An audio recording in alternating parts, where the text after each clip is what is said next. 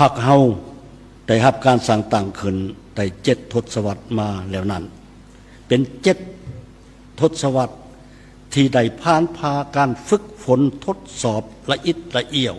ยุ่งยากลำบากและได้ปรับปรุงก่อสร้างตนเองให้เติบใหญ่ขยายตัวก้าวเป็นก้าวมา สามารถนำพาภารกิจญาติได้ศาสนะเป็นแต่ละบาทก้าวมาจนสร้างวิรกรรมอันสง่าราศีซึ่งได้จารึกไว้ในหน้าประวัติศาสตร์ของศาสตร์ยุคใหม่นั่นแม้นการเฮ็ดสำเร็จภารกิจต่อสู่ปลดปล่อยศาสตร์ได้อย่างสมบูรณ์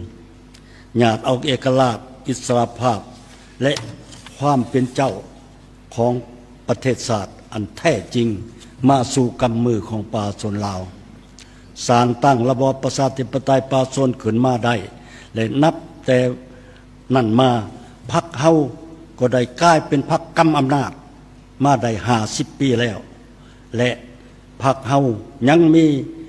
ภารกรรมอันใหญ่หลวง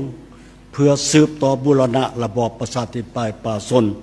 สร้างความสามารถตัวจริงเพื่อนำพาประเทศชาติก้าวสู่สังคมนิยม ตลอด70 ปีของการคงตัวและขยายตัวของพรรคเฮาได้มีขอสรุปที่ยืนยันอย่างจะแจ้งว่าการนำพาของพรรคเฮาเป็นปัจจัยพื้นฐานสำคัญกว่าหมู่ต่อผลสำเร็จของการปฏิวัติของประเทศเฮาและพรรคได้สืบต่อนำพาภารกิจปกปักรักษาและพัฒนาประเทศชาติสืบต่อมาพรรคเฮายังต้องเอาภารกรรมอันใหญ่หลวงและยังต้องได้รับเอาภารกรรมอันใหญ่หลวงและสูงส่งเพื่อสร้างบาทก้าวเดินต่อไปตามเส้นทางก้าวขึ้นสังคมนิยมตามอุดมการณ์ที่ได้เลือกเอาไว้ อุดมการณ์อันบริสุทธิ์ผุดผ่องอย่างเสมอต้นเสมอปลายของพรรคเฮาตลอด70 ปีนั้น แม้นยามใดก็จงรักภักดีต่อผลประโยชน์อันเป็นพื้นฐานของประชาชนชาวผู้ออกแรงงานลาวบรรดาเผ่าพรรคเฮาบ่มีผลประโยชน์อื่นใดนอกจากเฮ็ดทุกสิ่งทุกอย่างเพื่อความเป็นเอกราชและความเจริญรุ่งเรืองของประเทศชาติเพื่อความเป็นอิสรภาพความห่มเย็นเป็นสุขของประชาชนลาวทุกทั่วหน้า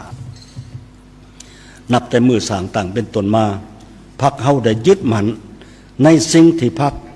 ยืนยันมาแต่หัวที่ว่าทัศนะของการปฏิวัติอยู่ประเทศเฮาแม้นการปฏิวัติศาสตร์ประชาธิปไตยภายใต้การนำพาของพรรคของชนชั้นกรรมกรและจุดประสงค์สุดท้ายก็แม่นยุดอยู่ในการที่ได้มาซึ่งเอกราชแห่งชาติและความเป็นประชาธิปไตยแบบใหม่เท่านั้นหากยังต้องนำพาประเทศชาติก้าวขึ้นสู่สังคมนิยมจุดหมายดังกล่าวแม่นเส้นทางที่ถูกต้องเป็นไปแม่นเส้นทางที่ต้องเป็นไปของการปฏิวัติของประเทศเฮาภายใต้การนำพาของพรรคประชาชนปฏิวัติลาว